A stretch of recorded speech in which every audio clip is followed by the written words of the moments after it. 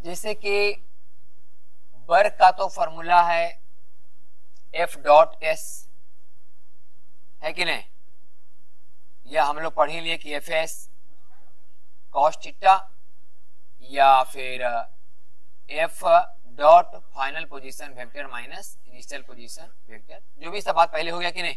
हाँ, इसी को चेंज करके लिखते हैं डिस्प्लेसमेंट वेक्टर बराबर final position vector minus initial position. ठीक, ये तो खैर अपने जगह पर है, ये तो तब का बात है जब वर्क क्या हो, फोर्स कांस्टेंट, सही कि नहीं?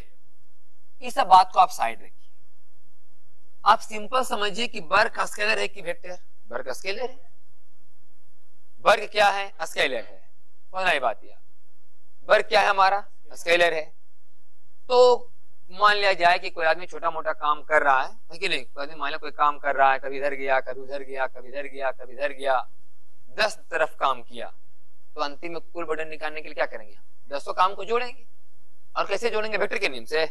नहीं, स्केलर के नियम से। वर्क क्या है? स्केलर।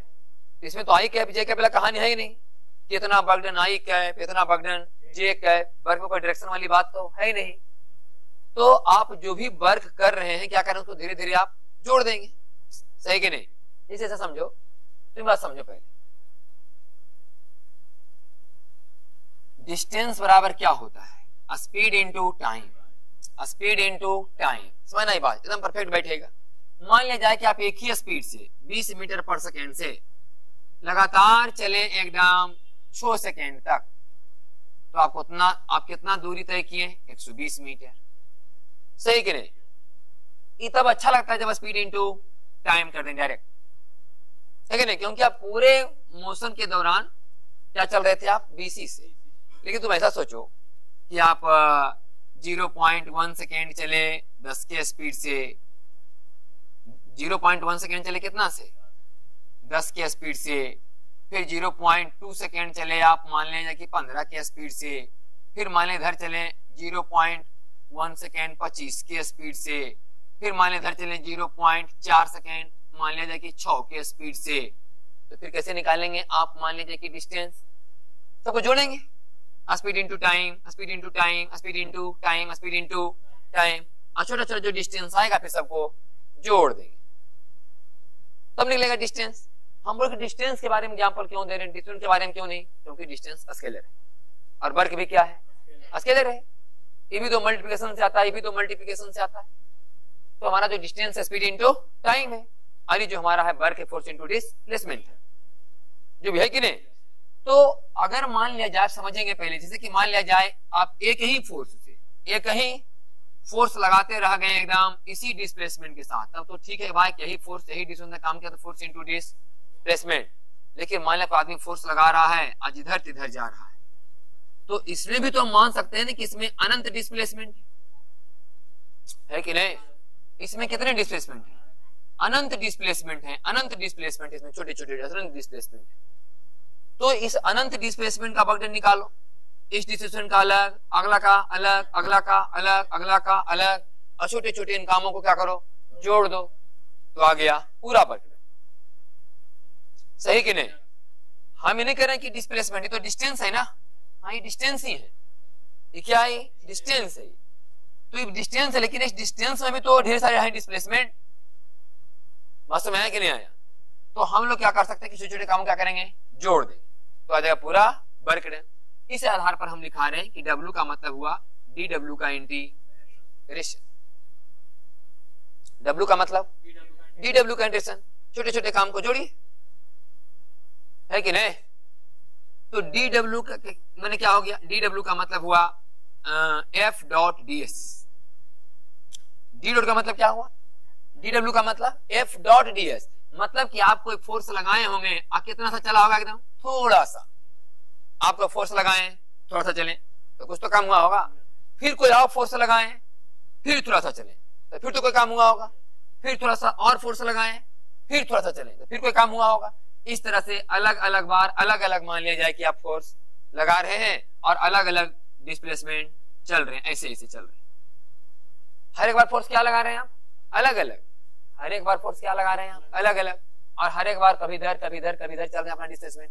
हम कह रहे हैं इसका अलग वर्णन निकालो, इसका इसका अलग, इसका अलग, हर एक डिस्प्लेसमेंट का अलग अलग वर्क डन निकालो, सही कि नहीं। आज सबको क्या करो, इंटीग्रेट करके जोड़ दो, हो गया कुल वर्क डन, है कि नहीं। तो मान लिया जाए कि 2-3 स्टेप में काम रहेगा तो भाई निकाल भी सकते हैं, इसका अलग, इसका अलग, इसका अलग, इसका अलग।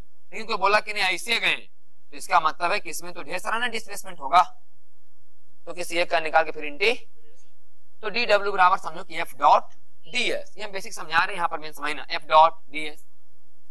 अगर फोर्स कांस्टेंट रह गया, हम तो ये तब बता रहे हैं ना कि इस डीएस का अलग फोर्स है, ई डीएस के दौरान अलग फोर्स था, ई डीएस के दौरान अलग फोर्स, ई डीएस के दौरान, सबका अलग अलग निकालिए और जोड़िए, हो गया वर्क डन। लेकिन मान लो कि हर एक डिस्प्लेसमेंट के दौरान फोर्स का मान क्या था, कांस्टेंट, माने फोर्स वेक्टर ही कांस्टेंट था, माने फोर्स का मैग्नीट्यूड और फोर्स का डायरेक्शन दोनों क्या हो, कांस्टेंट। ध्यान देना बात यहां से, if force vector is constant, इस फॉर्मूला हटाओ, मैंने यहां पर ध्यान दो, इतनी फॉर्मूला है सब। तो यदि फोर्स वेक्टर क्या हो जाए, कांस्टेंट। अच्छा, फोर्स पूरा वेक्टर कांस्टेंट है, मैंने मैग्नीट्यूड और डायरेक्शन दोनों कांस्टेंट हो, तब तो समझ जाना कि पूरा का पूरा फोर्स कहां आएगा, बाहर। ये तभी संभव है। हम अगर कह दें कि इस दौरान लगने वाला फोर्स, इस दौरान लगने वाला फोर्स, इस दौरान लगने वाला फोर्स, इस दौरान लगने वाला फोर्स सब समान है, मैंने सब बार 10 न्यूटन लगा, फिर भी आप नहीं कह सकते कि फोर्स वेक्टर कांस्टेंट है, क्योंकि आप देख रहे हैं कि डायरेक्शन बार बार चेंज हो रहा है कि नहीं। फोर्स आप इधर लगाएं, फिर फोर्स इधर लगाएं, फिर फोर्स इधर लगाएं, फिर फोर्स इधर लगाएं, फोर्स वेक्टर कांस्टेंट हुआ नहीं। फोर्स वेक्टर कांस्टेंट का मतलब हुआ कि फोर्स का डायरेक्शन और उसका मैग्नी दोनों में से कोई चेंज होना नहीं चाहिए। जैसे एक सिंपल एग्जांपल, जैसे कि मान लिया जाए कि कोई एक बॉडी है और इस पर आप फोर्स हमेशा इधर लगा रहे हैं, अब बॉडी जा रहा है इसे इस रास्ता धर के बॉडी जा रहा है, लेकिन फोर्स हमेशा इधर ही लग रहा है। बॉडी यहाँ भी था तो ही फोर्स इधर था, बॉडी यहाँ था तो ही फोर्स इधर ही था, तब कहा जाए कि फोर्स का डायरेक्शन हमेशा क्या है, सेम। और मैग्नीट्यूड भी, हाँ मैग्नीट्यूड भी सेम होना चाहिए। मान लें 10 न्यूटन तो हमेशा कितना, 10 न्यूटन। ऐसा अगर कोई केस है तो फोर्स को कहाँ निकालो, बाहर, क्योंकि कांस्टेंट है तो हमेशा बाहर जाएगा, ये तो इंडक्शन नहीं होगा। और डॉट बच जाएगा हमारा ds का इंटी, तो आ जाएगा f dot s, f dot. इसलिए जब कभी फोर्स वेक्टर कांस्टेंट हो तो हमें करना चाहिए f डॉट s। s क्या है, डिस्प्लेसमेंट, s क्या है, डिस्प्लेसमेंट, सही कि नहीं। लेकिन अगर आपको लगता है कि फोर्स कांस्टेंट नहीं है, ना तो फोर्स का मैग्नीट्यूड कांस्टेंट होने के कारण कांस्टेंट नहीं है, या तो फोर्स का डायरेक्शन चेंज होने के कारण कांस्टेंट नहीं। फोर्स कांस्टेंट दो कारण से नहीं हो सकते हैं, या तो फोर्स का मैग्नीट्यूड बदल रहा हो तो ही बोलेंगे कि फोर्स कांस्टेंट नहीं है, या तो फोर्स का डायरेक्शन बदल रहा हो तो भी हम बोलेंगे कि फोर्स कांस्टेंट नहीं है। ये दोनों केस में बोल सकते हैं कि नहीं। या तो कोई क्वेश्चन ऐसा भी जिसमें फोर्स का मैग्नीट्यूड बदल रहा हो और डायरेक्शन बदल रहा हो, तो श्योर है कि फोर्स कांस्टेंट नहीं है। या तो फोर्स चूंकि वेक्टर है, इसे कांस्टेंट तभी कहा जाएगा जब उसका मैग्नीट्यूड और डायरेक्शन दोनों कांस्टेंट हो। और हम बोल रहे हैं कि फोर्स कांस्टेंट नहीं है। अब तुम ही बताओ कि force vector is not constant, force vector क्या है कि कांस्टेंट नहीं है, तो अब तो पक्का है कि फोर्स तो कभी बाहर जाएगा नहीं, है कि नहीं। इसलिए हमारा यह प्रयास है कि वर्क का फॉर्मूला इसको ऐसे लिखा जाए, F D S cos theta का इंटीग्रेशन। इसी को एफ डॉट डी एस को ऐसे लिखो, F D S cos theta का इंटीग्रेशन। अब इसमें कहीं कोई वेक्टर वाली बात नहीं है। F D S cos theta का इंटीग्रेशन में कहीं वेक्टर नहीं है। दो वेक्टर का डॉट प्रोडक्ट हमेशा क्या होता है, स्केलर। ये क्या है, एफ फोर्स का मैग्नीट्यूड, ई डी एस क्या है, उस स्मॉल डिस्प्लेसमेंट का मैग्नीट्यूड, देख रहे।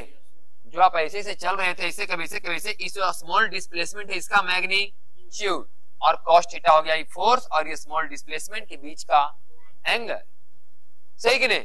तो मेन फार्मूला ये हमारा F D S cos theta का integration, F D S cos theta का इंटीग्रेशन। ये मेन फार्मूला है वर्क का। जब कब, जब या तो फोर्स का मैग्नीट्यूड चाहे फोर्स का डायरेक्शन, दोनों में से कोई अगर लगा कि क्या हो रहा है, बदल रहा है, फोर्स का मैग्नीट्यूड बदलता हुआ नजर आ जाए, चाहे फोर्स का डायरेक्शन बदलता हुआ मतलब बदलता हुआ नजर आ जाए, तो हम लोग समझ लेंगे हमेशा कि यही फॉर्मूला लगाना है F D S cos theta इंटी, और अगर लाइक फोर्स पूरा वेक्टर कांस्टेंट है तो लगा देना एफ डॉट एस। सही कि नहीं? अब इसमें बहुत सारी बात सामने आएगा,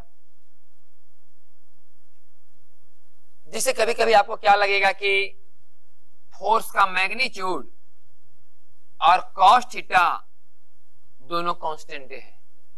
कभी कभी ऐसा लगेगा आपको कि फोर्स का मैग्नीट्यूड और फोर्स का ई कॉस थीटा क्या है? कांस्टेंट। थोड़ा इस पर हम बात कर ही लेते हैं अच्छा से, यही मेन टॉपिक है। अगर इस समझ में आ गया तो हर एक बात को आप समझ सकते हैं। ये जो हम समझाने जा रहे हैं अभी, क्वेश्चन को सॉल्व करने में मदद करेगा। अगर नहीं भी तो फॉर्मूला अगर याद रहेगा तो फिर हम यहां से समझा लेंगे क्वेश्चन करने वक्त। इसे देखो, तो F D S cos theta का इंटीग्रेशन हुआ कि नहीं? ये तो तब का बात लिख रहे हैं जब फोर्स क्या हो? बदले, या तो फोर्स का मैग्नीट्यूड बदल रहा हो या तो डायरेक्शन बदले। भाई आप पहले लगाना F D S cos theta का इंटीग्रेशन करना होगा।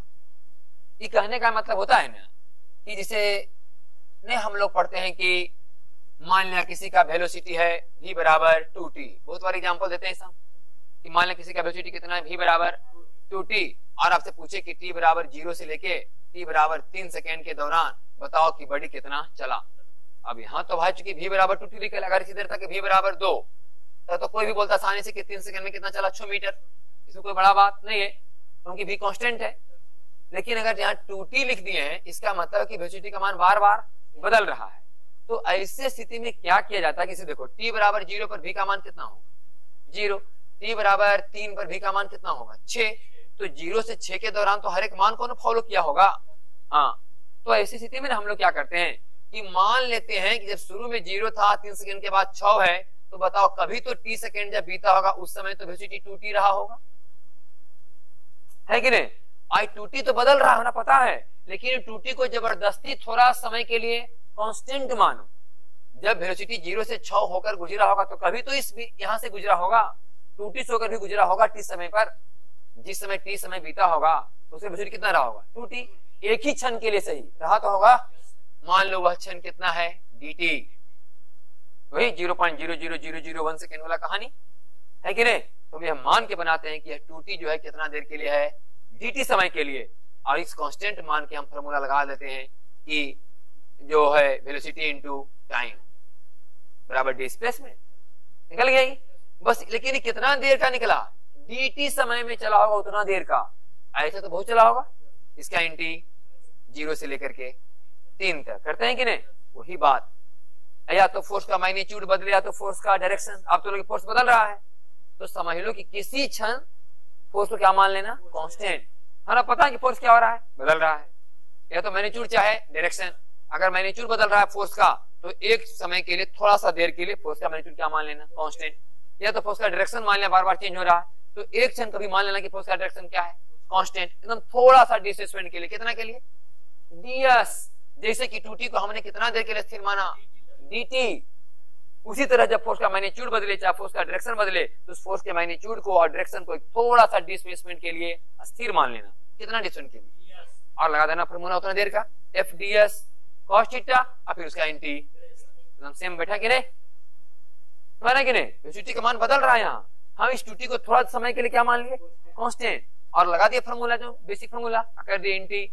उसी तरह से या तो फोर्स का अगर मैग्नीट्यूड बदले या तो फोर्स का डायरेक्शन बदले तो थोड़ा सा डिस्प्लेसमेंट के लिए एकदम ds डिस्प्लेसमेंट माने 0.00001 मीटर के लिए मान लेंगे कि वो जो फोर्स क्या है? कांस्टेंट है। और फॉर्मूला उसी लगाएंगे कांस्टेंट जैसा fs cos थीटा और फिर इसका इंटी जहां से जहां तक वो बोलेगा, है कि नहीं? तो ये बेसिक फॉर्मूला बताएं कि fds cos थीटा का इंटीग्रेशन। ऐसे हम लोग फॉर्मूला लगाते हैं वर्क का। अब उसमें भी देखना बहुत सारे एग्जांपल लेंगे हम। कभी कभी क्या होगा कि फोर्स और cos थीटा कांस्टेंट रहेगा, खाली बचेगा तुमको ds। ध्यान समझना ये बात, क्या बचेगा? ही ds। तब वर्क का जो फॉर्मूला आएगा f cos theta into s। और s क्या है? डिस्टेंस है। डिस्टेंस है, ये डिस्प्लेसमेंट नहीं है। समझिएगा, ये ds वेक्टर को जोड़ा गया है। माने कि हम ढेर सारा इधर चले, कुछ इधर चले, कुछ इधर चले, कुछ इधर चले, कुछ इधर चले, कुछ इधर चले, कुछ इधर चले, और सबको वेक्टर के नियम से जोड़ेंगे तो इन आंसर आएगा। ये हुआ डिस्प्लेसमेंट। लेकिन हम कहते हैं कि नहीं, ये जो ds है ना इसको वेक्टर वाइज नहीं जोड़ो, इसके मैग्नीट्यूड मैग्नीट्यूड को सिर्फ जोड़ो, सही कि नहीं? जब इसके मैग्नीट्यूड को जोड़ेंगे तो क्या आएगा? डिस्टेंस। तो कभी कभी फॉर्मूला होता है F cos theta into distance. हम इसका एग्जांपल देते हैं। हम इसका एग्जांपल ये है कि जैसे कि मान लिया जाए कि कोई एक सरफेस है, कोई क्या एक सरफेस है, और इस वस्तु को आगे क्वेश्चन करवाएंगे हम, बस खाली एग्जांपल दे रहे हैं कि मान ले एक वस्तु रखा हुआ है सतह पर और ये वस्तु ऐसे ऐसे करते करते यहां तक गया, ऐसे करते यहां तक ले गए हम इस रास्ता से। ये जमीन पर कोई मैंने प्लेट रखा हुआ है, आप प्लेटे पर एक वस्तु यहां रखा था, ऐसे ऐसे करते करते वहां तक ले गए। लेकिन तुम समझो जब ये वस्तु यहां से यहां तक जाता होगा जमीन पर रगड़ा करके, उस समय तो घर्षण बल हमेशा पीछे लगता होगा। घर्षण का तो एक फिक्स मान आता होगा म्यू के एन। जब वस्तु चलता है तो घर्षण कितना काम करता है? म्यू के एन। ये तो घर्षण का मान हमेशा फिक्स आता होगा म्यू के एन। ये तो बदलने का चीज। बताओ फोर्स का मैग्नीट्यूड कांस्टेंट हुआ कि नहीं? अच्छा, दूसरी बात, फोर्स हमेशा कहाँ आता है? फ्रिक्शन। जिधर बॉडी जाएगा उसके पीछे, तो हर हाल में डिस्प्लेसमेंट जिधर होगा उसके पीछे का फ्रिक्शन। इस पॉइंट पर डिस्प्लेसमेंट अगर इधर है तो फ्रिक्शन इधर है, इस पॉइंट पर डिस्प्लेसमेंट अगर इधर है तो फ्रिक्शन इधर है, इस पॉइंट पर डिस्प्लेसमेंट इधर है तो फ्रिक्शन, माने हर हाल में फ्रिक्शन और डिस्प्लेसमेंट के बीच कोण 180। देखो कोष्टा कांस्टेंट हुआ कि नहीं? तो कोष्टा भी कहां चला जाएगा? बाहर, है कि नहीं? खाली बचेगा डिस्टेंस।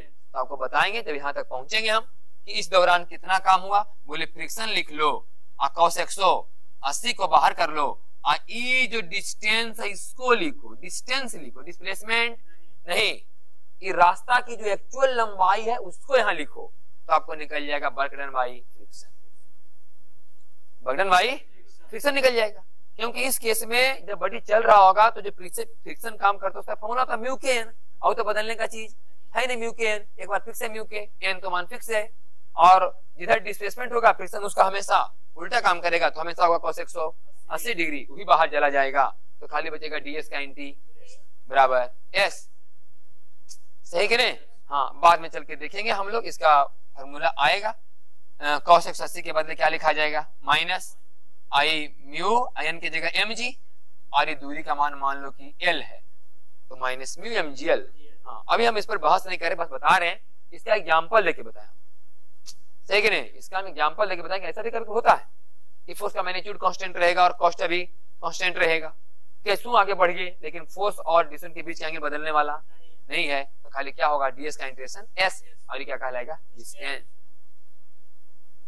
और बहुत सारा बात ऐसे कि मान लिया जाए कभी कभी क्या होगा कि फोर्स का मैग्नीट्यूड बदलेगा, फोर्स का मैग्नीट्यूड बदलेगा, और फोर्स का मैग्नीट्यूड जब बदलेगा और कॉस्ट का मान कहीं बदलेगा नहीं, कॉस्ट का मान बदलने वाला नहीं, मतलब थीटा सेम रहेगा, खाली क्या बदलेगा? मैग्नीट्यूड। जैसे कि मान लिया जाए सिंपल कि ऐसा एग्जांपल हम दे रहे हैं जिसमें कि कॉस्ट थीटा बाहर आ जाएगा, खाली हो जाएगा आपका f ds का इंटीग्रेशन। ऐसा करना पड़ेगा। कैसे? मान लो एक ब्लॉक है और इस पर आप बल लगा रहे हैं कि बल बराबर 3x²। लो, अगले क्वेश्चन है, एक वस्तु पर आप बल लगा रहे हैं, कैसा? 3x²। आप इसे क्या समझते हैं कि जैसे जैसे हम आगे बढ़ेंगे फोर्स का वैल्यू बढ़ेगा, फोर्स का वैल्यू बढ़ेगा, मैग्नीट्यूड तो चेंज होगा इसका, लेकिन फोर्स तो हमेशा उधर लग रहा है। आज इधर बॉडी का डिस्प्लेसमेंट है, बॉडी चल रहा है, इसी 3x² के चलते बॉडी इधर नहीं चल रहा है, तो डिस्प्लेसमेंट भी उधर ही है और फोर्स भी, तो cos 0 डिग्री हमेशा होगा, तो cos 0 डिग्री तो कांस्टेंट रहेगा, हमेशा कहां चलेगा? बाहर। या फिर cos जो भी डिग्री रहे वो तो मान हमेशा क्या रहेगा? कांस्टेंट। और 3x² कर देंगे इंटी with respect to displacement, x के जिस वैल्यू से जिस वैल्यू तक बोला जाएगा वहां से वहां तक कर देंगे इंटी, तो आ जाएगा। सही कि नहीं? कभी कभी ऐसा होगा कि फोर्स का क्या चेंज होगा? डायरेक्शन, फोर्स का डायरेक्शन चेंज होगा, फोर्स का डायरेक्शन चेंज होगा, तो फोर्स तो वेरिएबल हो गया, फोर्स का डायरेक्शन क्या होगा? चेंज होगा। और फोर्स का ये जो है मैग्नीट्यूड क्या रहेगा? कांस्टेंट। मैग्नीट्यूड कांस्टेंट है लेकिन डायरेक्शन बार बार चेंज हो रहा है, उस केस में सिर्फ फोर्स बाहर आएगा, अंदर में लिखाएगा ds cos थीटा, ds। जिससे एग्जांपल हम क्वेश्चन करवाएंगे आपसे कि मान लिया जाए कि एक ऐसा सर्कुलर ट्रैक बना हुआ है, एक वृत्ताकार रास्ता है, इस पर एक वस्तु मान लिया जाए कि रखा हुआ है, यहाँ पर एक आदमी बैठ करके यहाँ रस्सी बांध दिया है और रस्सी को धीरे धीरे एक कांस्टेंट फोर्स से खींच रहा है। यहाँ पर बैठ करके आदमी रस्सी को एकदम एक कांस्टेंट फोर्स से खींचते जा रहा है। तो जैसे जैसे वस्तु ऊपर चढ़ेगा फोर्स का डायरेक्शन क्या होगा, चेंज होगा, लेकिन फोर्स का मैग्नीट्यूड हम चेंज करने के लिए बोल नहीं रहे। अगर ये आदमी 10 न्यूटन लगा रहा था परमानेंटली 10 से लगा रहा है, इसके स्थिति में अब क्या देख रहे हैं कि फोर्स का मैग्नीट्यूड बदलने का चीज मैग्नीट्यूड कहां चला आएगा, बाहर। अब बाकी ds cos थीटा का इंटीग्रेशन होगा, क्योंकि हर एक बार डिस्प्लेसमेंट और फोर्स के बीच का एंगल क्या होते रहेगा, चेंज।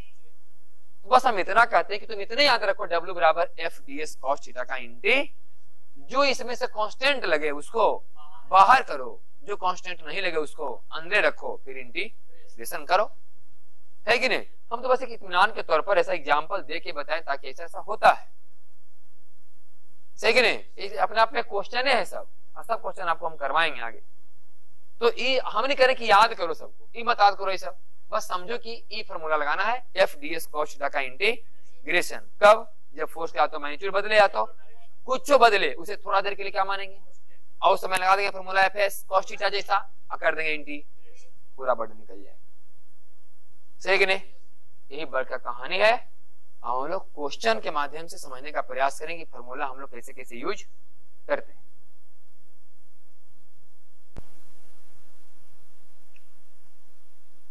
चलिए प्रभु क्वेश्चन देखिए। अब शुरुआती दौर में हम अभी जो भी कराने जा रहे हैं बर्डन बाई कांस्टेंट फोर्स, जितना भी तरह का होता है बर्डन बाई कांस्टेंट फोर्स, ना फोर्स का मैग्नीट्यूड बदलेगा ना उसका डायरेक्शन बदलेगा, वैसा वाला। और हम लोग इत्मीनान है, इसमें कोई दिक्कत नहीं होने वाला। हम लोग आएंगे fs cos थीटा या f डॉट s या f dot final position vector minus, इसमें कोई इंटीग्रेशन का हमको कोई जरूरत नहीं पड़ने वाला है, ऐसा क्वेश्चन करा। क्वेश्चन है कि मान लो कि 2 किलोग्राम का एक ब्लॉक है, इस पर ही फोर्स लग रहा है कई न्यूटन, मान लो 10 न्यूटन, कई डिग्री पर लग रहा है, 37 डिग्री पर, और यहाँ फ्रिक्शन का मान है मान लो कितना 0.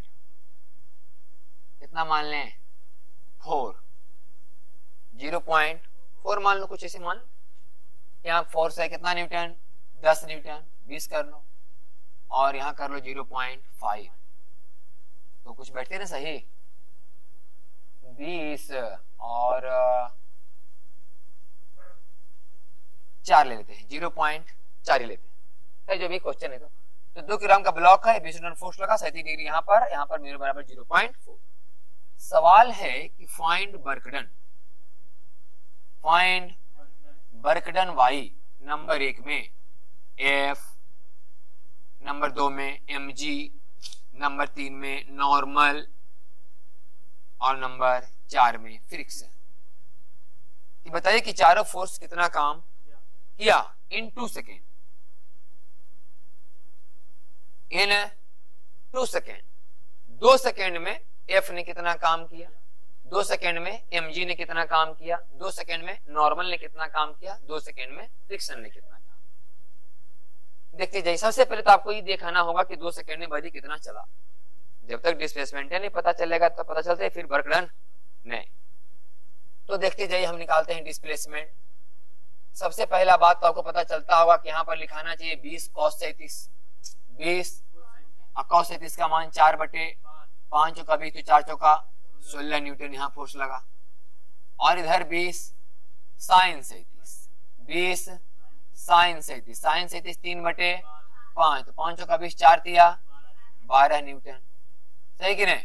अच्छा, नीचे कितना लगेगा 2 किलोग्राम का 20 न्यूटन, ये हुआ गुरुत्वाकर्षण वाला, और यहाँ पर एगो नॉर्मल भी तो लगेगा, कितना लगेगा वो नॉर्मल। और आप चाहें तो नॉर्मल का मान निकाल सकते हैं कि n + 12 बराबर 20, n + 12 बराबर, ये तो 12 इसका टुकड़ा है, ये फोर्स को तोड़े हैं उसका टुकड़ा है, ये कितना था 20 ना, ये 20 न्यूटन को हमने तोड़ा है कि नहीं। 20 cos 37 और 20 उसका वाला 12 है, आई तो कांटेक्ट के चलते होगा ना वो नॉर्मल। आप पीछे एगो F बराबर म्यू in का मान 8, तो 8 चौका 32, हाँ सही कि नहीं? तो कितना अगली 0.5 कर लेते हैं। 0.5 तो थोड़ा कैलकुलेशन हम लोग का आसान हो जाएगा, अच्छा रहेगा। तो कितना न्यूटन आ जाएगा? 4 न्यूटन। ऐसे आता 800 का 3.2 था, दशमलव माता बेकार, तो 8 के यह 4 आ जाएगा। अब बताओ आगे इसको कौन ले जा रहा है और पीछे? तो लिखो 16 माइनस बराबर मास इंटू कई किलोग्राम का था। इसका मतलब हो गया एक्सीलरेशन बराबर 12/2 बराबर 6 मीटर पर सेकेंड स्क्वायर। अभी जानना चाहते हैं कि 2 सेकेंड में कितना चला, बराबर ut plus half a T का बराबर कई मीटर, 12 मीटर चला। तो हम लोग निकाल लिए डिस। अब फार्मूला लगाते जाओ कि पहला वर्क डन बाई एफ। बताओ एफ कितना लगा था? 20। वस्तु चला कितना? 12। और उसके बीच का कोण 37 डिग्री। 20 इधर लग रहा है कि नहीं? 12 कहां चलेगा? सामने। अभी तक उनका डिग्री हो गया 20 12 cos 37। 20 12 जो भी आएगा cos 37 का मान अपना रख देना 4/5 कट के जो आएगा। दूसरा mg कहाँ है? नीचे है। हाँ, वर्क डन बाई mg बराबर 20 और 12 cos 90 डिग्री, तो 0 आ जाएगा। आई कितना आ जाएगा? 240 गुने 4/5। तो बोलो भाई कितना कटेगा? 5 का 20 8 है कि नहीं? तो कितना आ जाएगा? सही है 192 जूल। आई तो आ गया 0। तीसरा आ जाओ बर्डन बाई नॉर्मल। तो नॉर्मल कितना है भैया? 8 और जा रहा है कितना? 12। आई कॉस क्या डिग्री? 90 डिग्री। नॉर्मल ऊपर ना है और जा रहा है सामने, फिर तो 90 डिग्री बनेगा। 0 नॉर्मल ने काम नहीं किया। बर्डन बाई फ्रिक्शन कितना है जी? 4। आगे कितना गया था? 12 और कॉस 100 बराबर माइनस 48 जूल। जो हम निकालना चाहते थे निकाल लिए। अब जो बात हम दिखाना चाहते हैं वो देखिए। तो तुम ही बताओ कि सभी फोर्स ने मिलकर वर्क बाई ऑल फोर्स बराबर 192 माइनस 48। 8 4 12 2 बाकी बचा 1 4 1 5 और 4 9 बराबर 100। सभी फोर्स जितना भी फोर्स पर लग रहा है चारों सब मिलकर कितना काम किया? 144 जूल। अब देखना अच्छा प्लस में है कि माइनस में? इसका मतलब कि जो बॉडी है जिस पर चारों मिल के फोर्स लगा रहे हैं, ये सब चारों मिल करके इसकी एनर्जी को बढ़ा रहे हैं। ऐसे तो स्वाभाविक है कि बढ़ा सिर्फ कौन रहे हैं? एफ। फ्रिक्शन क्या कर रहे हैं?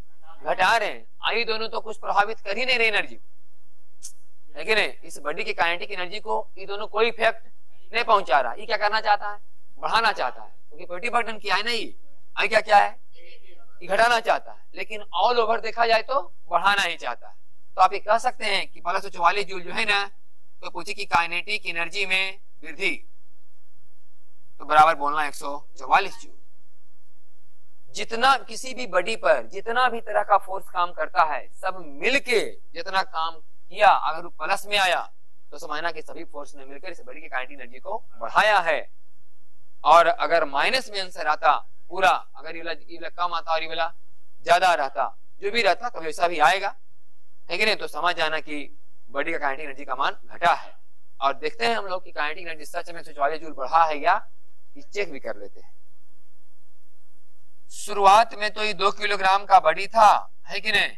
इसको कितना का मिला था एक्सीलरेशन? आधा 6 का। कितना देर तक? 2 सेकेंड तक मिला था कि नहीं? अब बताओ कि 2 सेकेंड के बाद इसका तो वेलोसिटी कुछ आ गया होगा। शुरू में तो वेलोसिटी का मान 0 रहा होगा, शुरू में तो अभी चलना ही शुरू किया था, वेलोसिटी का मान कितना था? अब 2 सेकेंड के बाद इसका वेलोसिटी हो जाएगा v बराबर u प्लस at। a का मान 6 t का मान 2 बराबर 12 मीटर पर सेकेंड, 12 मीटर। अब बताओ शुरू में जब वेलोसिटी 0 है तो शुरू में कितना काइनेटिक एनर्जी? 0 होगा, हाफ एम वी स्क्वायर। और जब बाद में 12 मीटर पर सेकेंड, तो बाद में वेलोसिटी हो जाएगा हाफ m 12 का स्क्वायर। 2 से 2 कटेगा, आ जाएगा 144 जूल। आप देख सकते हैं शुरू में कितना एनर्जी था? अब कितना है, कितना बढ़ा, 144 जूल। ठीक है नहीं, बस हम ये करके दिखा रहे हैं, हमारा काम अभी इतना ही तक का था, लेकिन हम ही करते करते करते करते आपको ये बात का आदत लगा देना चाहते हैं कि किसी भी वस्तु पर जितना भी फोर्स काम करता है, सब मिलके जितना भी काम आया आंसर, वो हमेशा वस्तु की काइनेटिक एनर्जी को बढ़ाने में जाता है या तो घटाने में जाता है। अगर पूरा बर्डन का मान जोड़ के पॉजिटिव में आया तो बढ़ाने में गया होगा, और नेगेटिव में आएगा तो घटाने में गया होगा। और आप देख रहे हैं, हम प्रूफ करके भी दिखाएं आपको कि शुरू का काइनेटिक एनर्जी देखो और अभी का देखो 2 सेकंड बाद का, तो काइनेटिक एनर्जी बढ़ चुका है 144 जूल। तो कभी कभी क्या होगा कि आप काइनेटिक एनर्जी का, जो कोई पूछे कि बताओ ऐसा काइनेटिक एनर्जी कितना बढ़ गया, तो कभी कभी आपका ये भी आंसर काम आ जाएगा कि इस बॉडी पर जितना तरह का फोर्स काम कर रहा है, सबके फोर्स क्या करो, जोड़ दो, अपने पता चल जाए कितना बढ़ा और कितना घटा। ठीक है नहीं, या तो कभी कभी है कि आप बर्डन नहीं निकाल पाएंगे ड्यू टू ऑल फोर्स के चलते कभी कभी होता है कि आप बर्डन निकाल, तो उसमें ही काम करेगा। काइनेटिक एनर्जी निकालो कितना बढ़ा, बोले काइनेटिक इतना बढ़ा, इसका मतलब ऑल फोर्स ने मिलकर इतना काम किया। काइनेटिक एनर्जी इतना घटा, इसका मतलब सही फोर्स ने मिलकर उतना काम, माइनस में उतना जूल किया। सही है नहीं, आगे चल के जब हम एनर्जी वाला पार्ट में घुसेंगे ने, तो ये सब बात काम आएगा। अभी हम बस समझाना चाहते हैं कि जो भी काम होता है सब एनर्जी को बढ़ाने या घटाने में जाता है। पॉजिटिव बटन का मतलब बढ़ाने वाला, नेगेटिव का मतलब घटाने। सही, समझाओ, तुमको जाना है।